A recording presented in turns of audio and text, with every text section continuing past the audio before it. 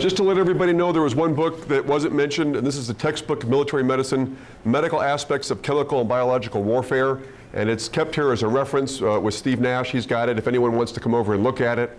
I think he wants to keep it here, but these are also key places around, and this really is a much fancier version of these small books, which every emergency room and the trauma center should have.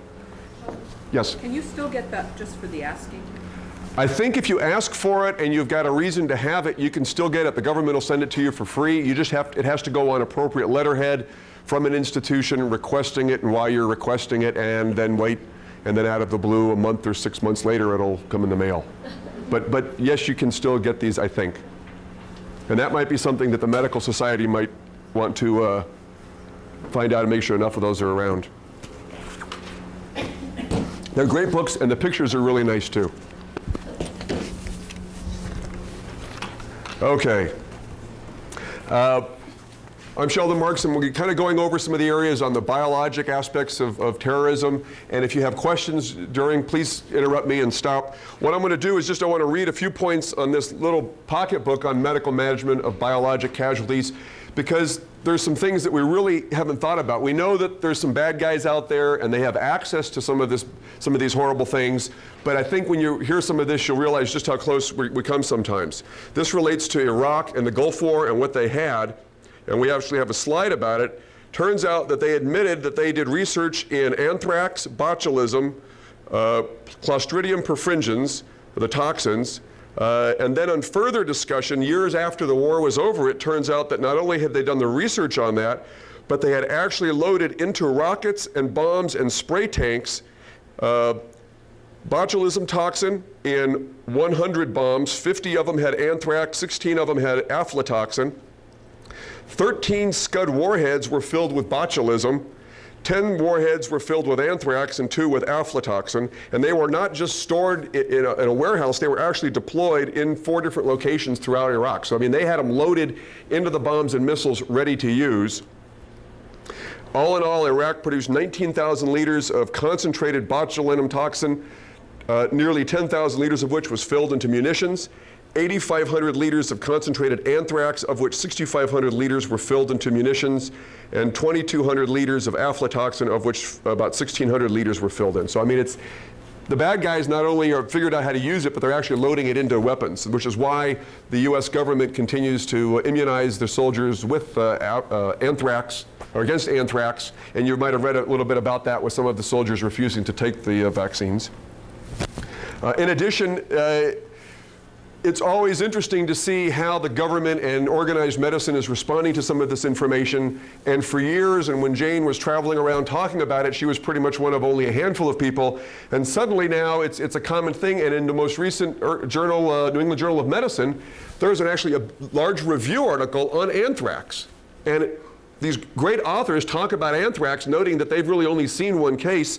And at the very end, they make a comment, because of the potential for biologic warfare, this is something that all physicians should be aware of. And it's kind of interesting how it's gradually they're sneaking this kind of information into the medical material for physicians and other healthcare providers.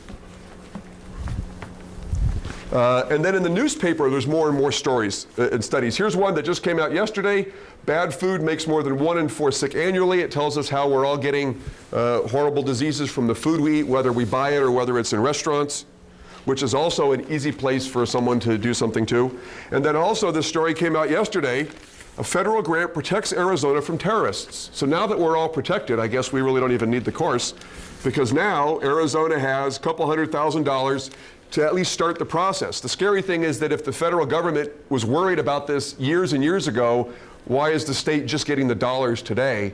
And the problem is this is primarily for institutions. It really doesn't go to the actual providers. And the fact that there aren't that many physicians here and at the last meeting is really the scary thing, because ultimately they're the ones in the emergency rooms, they're the family practitioners and the internists and the dermatologists who are going to start to see these things, and they're the ones that are going to put it all together and realize something's wrong here. Not everybody should be dying of pneumonia within 48 hours. Okay.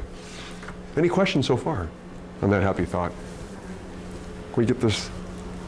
Is it ready to roll? Okay. Okay, let's start. And I'm going to go through, these are just some examples, and the reason that biologic terrorism is one of them is so bad is because Americans do congregate in places, any place where there's a lot of people coming and going, places with controlled environments, places with access to the air supply system, we're all at risk. And these are just some examples I did one day at lunch of places around here. A post office is a perfect example because not only are there a lot of people coming and going, like at tax time or Thanksgiving or Christmas to drop off cards, but it also represents America.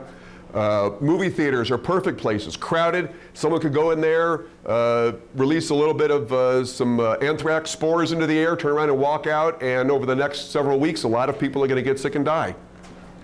Some of the movies make you feel that way, but Target is a place, Mervyn's, grocery stores. They can go in there and put things on the food. And even though we're all instructed to wash our food, how many times do we eat the grapes and do the various things on the way? Crowded places. I mean, when is Costco not crowded with people coming and going? Business rooms, business places. This I took inside of an airplane and upset the flight attendants tremendously when I stood up and started taking photographs. But this is a perfect place.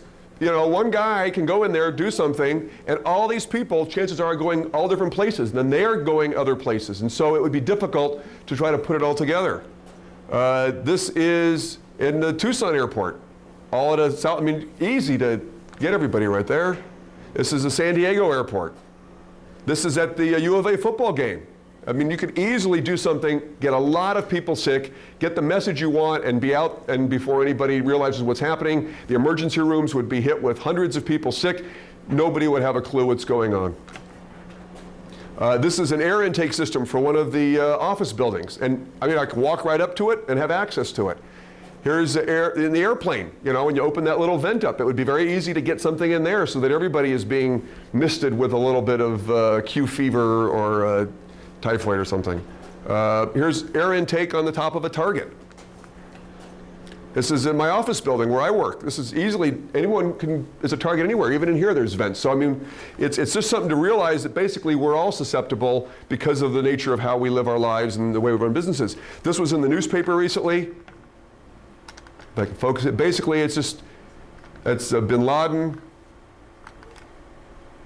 Well, it's not going to focus. Interestingly, when remember when that Scud missile took out that US base? The United States hired bin Laden's construction company to rebuild it, which is why he's a multimillionaire. But basically, he's smart, he's got access to all the technology, and things are different than they were.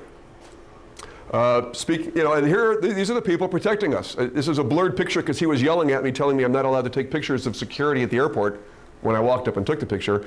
But these are the guys, and they're looking for guns. And every once in a while, they'll take your purse and check it for explosives, but you could go through there with gallons of anthrax or anything you want, and there's nobody there has a clue, and you could get on planes, travel around, hit 5 airports, and be home by dinner. Biologic weapons, this is the oldest.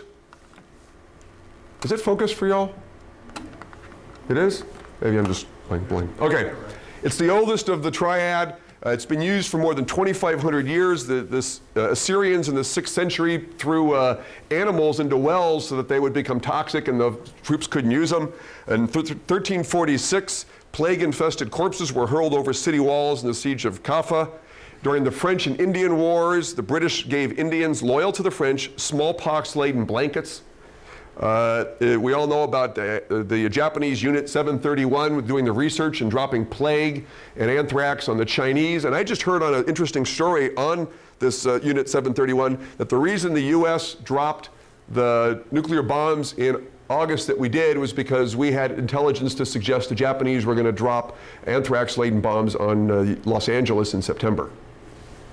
And I've tried to figure out where they got that information and I've not been able, but that was interesting. It was on the news. It's more deadly per weight than any chemical or any other agents. I'm not going to read line by line. I'm just going to kind of highlight what's important. Basically, this is just definition of biologic warfare, and it's anything that comes from anything biologic. This, again, relates a little bit to the Persian Gulf War and some of the information we talked about. Basically, it's the poor man's nuclear bomb, biologic weaponry.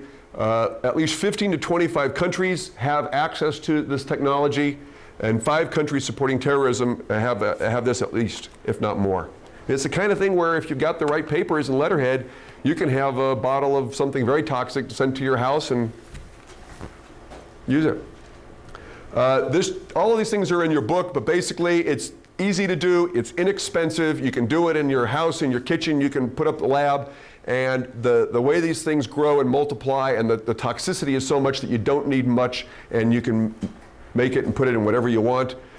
These are some general properties about them. Basically, the primary use is aerosolized in the air, whether it's a mister or one of those little things people take when they've got breathing problems, or however you want to do it, you can get it into the air supply easily. It's very easy to disseminate. The person can be sometimes vaccinated against it, but most of these terrorists don't even care if they come down with it. One study looked at dropping some anthrax spores above a city of 500,000, figured that 24,000 people would die. That would only be the least of it, not to mention all the illness and the psychological impact and what it would do to the emergency rooms and the health care and the hysteria and the people pushing and shoving and shooting each other, trying to be the next one in line at the emergency room. The problem with biologic weapons is that it's not obvious. It's not like an explosion where everybody knows something bad happened. People can go to the football game, be exposed to it, and then start to come down with these various illnesses over the next days to hours to days and become sick and straggle into a number of different places. Chemical weapons are usually immediate, and nuclear is even more so. As far as biologic agents, and we're going to kind of go through these: anthrax, plague, and tularemia. I'm going to primarily just touch on anthrax because that's the one that seems to be in the news a lot. And we know that the other countries have been doing research on anthrax. Though the Russians deny it, not that long ago, Yeltsin actually acknowledged that indeed they had done research. There was a Russian biologic research lab where they accidentally released a lot of anthrax and a lot of people died. We have a lot of good information now about how they died and how sick they became before they died. Interestingly, they're also working not only on using these biologic weapons, but on developing ones that are resistant to the antibiotics that we would think to use. So, and what they like to do is make up cocktails where they'll have a combination of a little bit of some Ebola hemorrhagic fever with a little bit of smallpox, some monkeypox, maybe a little anthrax, put it together, and that way it'll be even harder to figure out what's going on. These are just the little bacteria, and the problem with anthrax is they turn into spores when they're exposed to the environment, and those spores can last almost indefinitely, 20, 30, 40 years. They're very hardy, and then once they get back in your system, they reactivate and you become infected. The problem with anthrax is it takes a while, and the symptoms with all these diseases tend to be very similar. It's like having the flu that just isn't getting better. They get fever, headaches, cough. With this, one of the classic findings is that the mediastinum in the chest expands, and if you happen to be in the ER and you get a chest x-ray and you see that and you've read an article, you'll put it together and maybe think about it. But most people wouldn't even consider it. The problem is with anthrax is you get better and then you get violently ill and die. Treatment: once you're sick, it's almost too late. We can give you Cipro and doxycycline if we think you've been exposed, and everyone should have plenty of these at home. But basically it's supportive and trying to identify people who are at risk from coming down with it before they become violently sick. Universal precautions: a nice mask, which we all are supposed to use, but sometimes in the excitement in emergency rooms or in primary care physicians' offices you wouldn't. Plague is something also that's out there, and it's naturally part of the environment, and they're doing a lot of research in biologic terrorism with plague. Again, fevers, chills, headache, cough, sepsis. So if they spray plague into the movie theater, people are all going to get what looks like the flu, except they're going to progress rapidly and die. Again, universal precautions. That's the key thing. And then the antibiotics, as always, it's usually Cipro, doxycycline, and in the hospital they can use penicillin for a lot of these. Tularemia doesn't kill very many people, but it's very easy to get sick, and it kind of incapacitates you, and it adds to the panic of the whole thing. Wasn't there something in the papers recently about someone developing a penicillin-resistant plague strain or biological weapon? Probably. The question was, is there a penicillin-resistant plague strain developed for biologic weapons? And we know that the Russians have worked on that for years and probably have lots of very dangerous biologic agents that are resistant to most of the things that we would use. And most of those scientists that worked in the Russian labs are now unemployed and going wherever they can find a job, which probably means Iraq, Iran, Korea, wherever. Again, tularemia, everybody gets sick. Again, the same non-specific things: fever, chills, headaches, myalgias, non-productive cough. They become violently ill. These people, though, a couple of weeks later will gradually get better. But if you mix this with other things, you're going to panic. You're not going to know. If you don't think about it ahead of time, then you're not going to be picking it up. It's only when suddenly people start dying in large numbers that someone's going to put it all together. Again, universal precautions for tularemia. If you don't want to use the actual bacteria or spores, you can use toxins, and we'll briefly touch on a few of them: botulism, ricin, and then staphylococcal Toxin-B. Basically, these are the poisons produced by the bacteria. They're very, very toxic. They're non-volatile. And the nice thing is you don't have to worry about catching it if the person's got it, but again, it's extremely toxic and it'll kill them. They usually interfere with nerve conduction, interfere with the immune system. Very dangerous.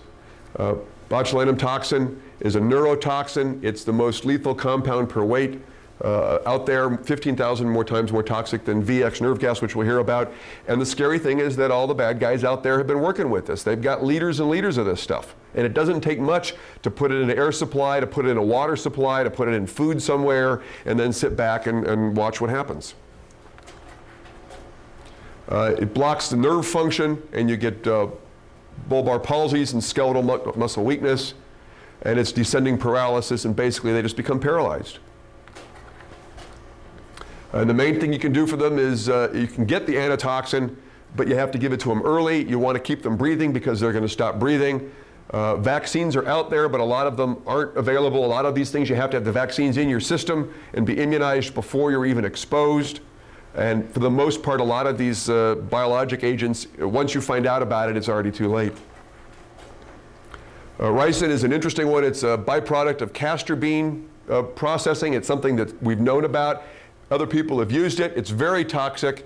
Causes airway necrosis and edema. Bulgarian guy who defected was killed with an umbrella that had a little ricin pellet at the end, and the guy stabbed him with it and he died. So I mean, this was back in the 70s. It's been used for that kind of thing, and it's out there, and the hostile countries and terrorists have been using this. And the symptoms are non-specific again. It's not like they suddenly all get something that you can say, aha, that's ricin. They get fever, chest tightness, cough, shortness of breath, joint pain after it's inhaled, or they can have nausea, vomiting, and then suddenly they become violently ill and die. And it's a matter of, again, having that index of suspicion, worrying about it ahead of time.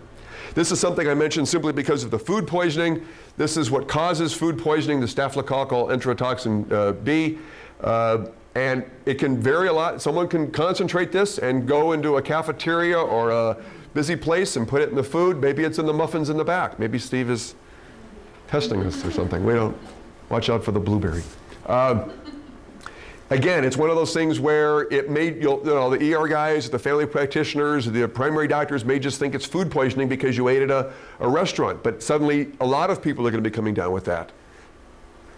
Maybe it's something that they contaminated. And then if they really want to become difficult, they can throw in some viruses, and we'll just briefly touch on smallpox. We thought smallpox was eradicated. There's 2 sites of it still left. The US has a stockpile of it, and so do the Russians. But again, with the Russian economy as bad as it is, they'll do anything for money right now, and we know that a lot of terrorist groups would love to get their hands on smallpox. This just talks about viral general characteristics.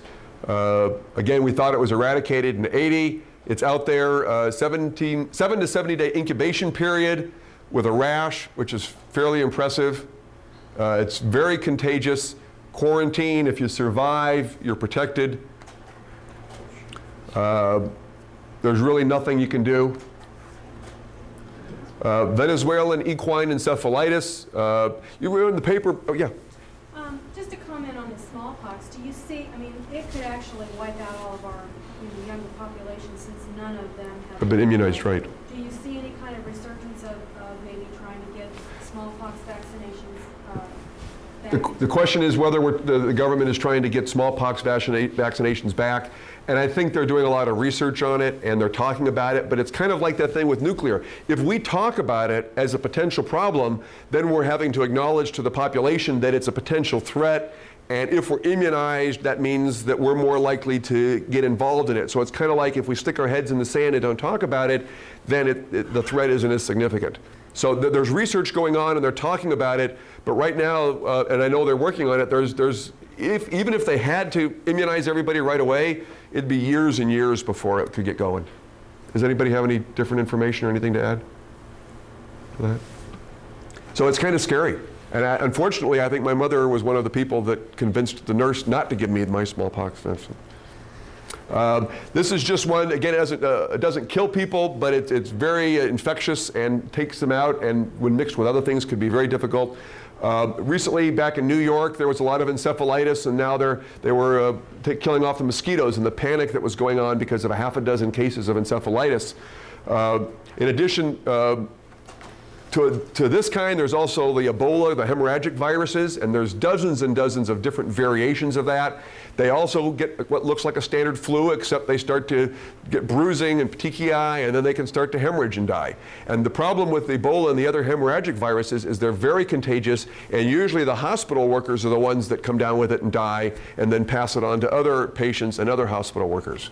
So again, the universal precautions becomes critical, as well as that index of suspicion. If somebody starts dying of something where they really shouldn't, you need to start wondering why and look and seeing if other hospitals are filled with patients having that as well. As far as key points, as far as biologic attack, again, it's universal precautions. You want to make sure that you at least are suspicious of it, decontaminate, good hygiene. Again, it's like with the radioactive dust. If someone comes in and they're at a place where you think they've been exposed, their clothes is probably harboring whatever the agents are. If it's recent, and if it's not, then you have to look at family and other people that were exposed and try to get a good history to figure out why they're dying of this infection.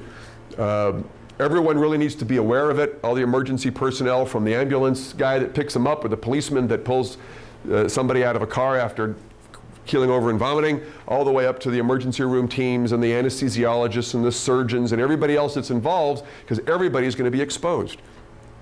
Problem is, it's hard to detect. The equipment is out there. We've got $100,000 for the state of Arizona to detect biologic terrorism. So someday there'll be a truck parked outside in Mesa, and if we worry down here, you know, they'll put it in an airplane and ship it or drive it to us.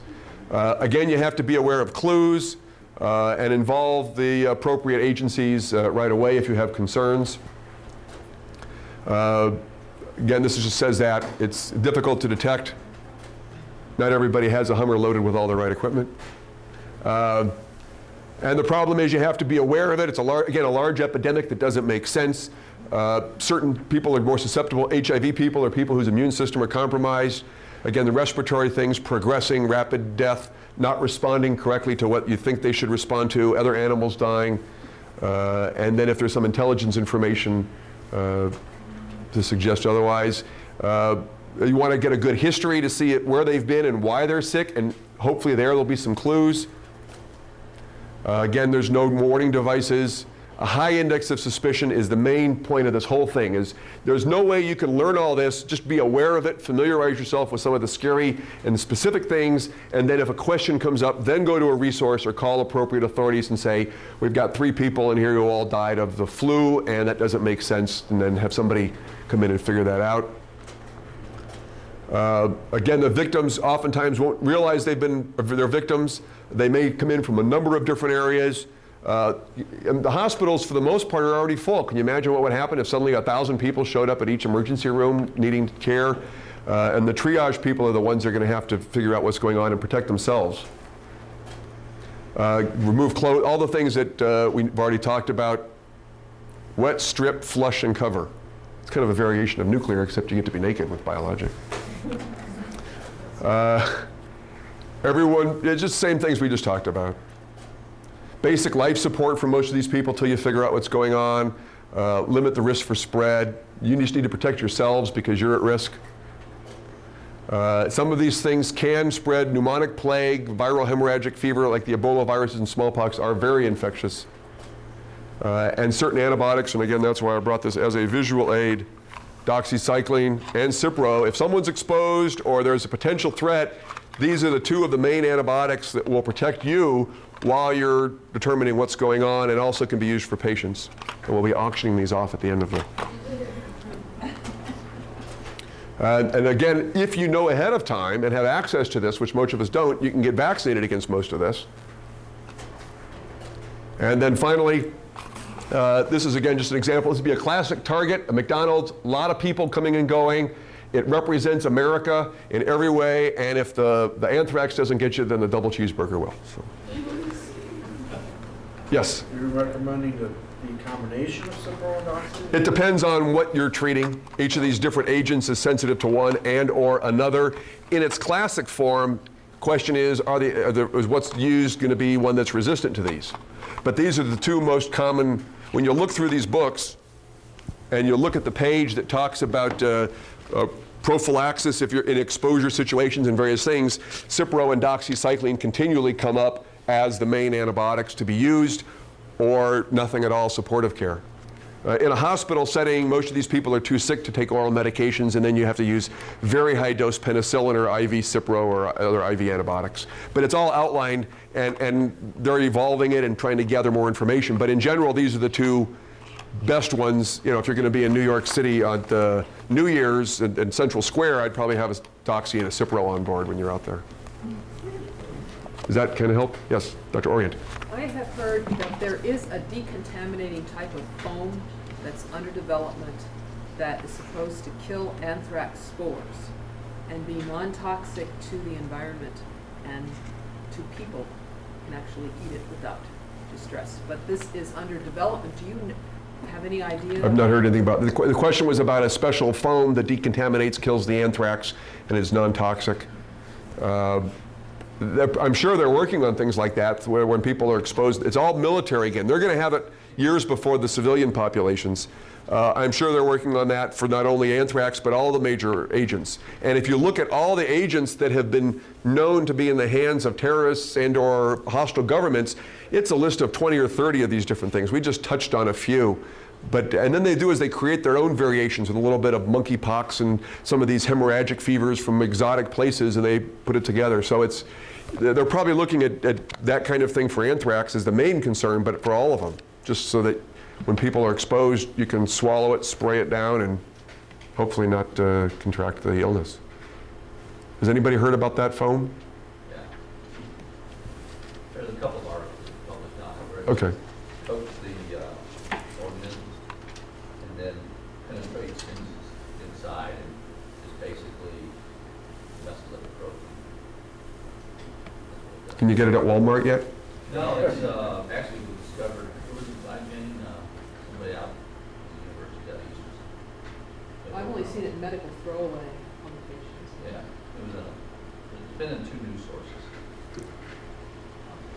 Does Cipro cover anthrax or? Well, if you're exposed to anthrax before you get sick, Cipro will keep the anthrax in check. But if you read the material, it says you have to pretty much stay on the Cipro until you've been able to go through the full vaccination series, assuming you have the 18 months to take the full vaccination series. It's pretty much, it keeps it in check long enough for you to have access to other bigger and better things. But it keeps you from dying of the anthrax in the meantime. If you come down with full-blown anthrax and you're dying and you're hemorrhaging in your brain and everything's bad, then popping a couple Cipros is not going to do you any good. That seems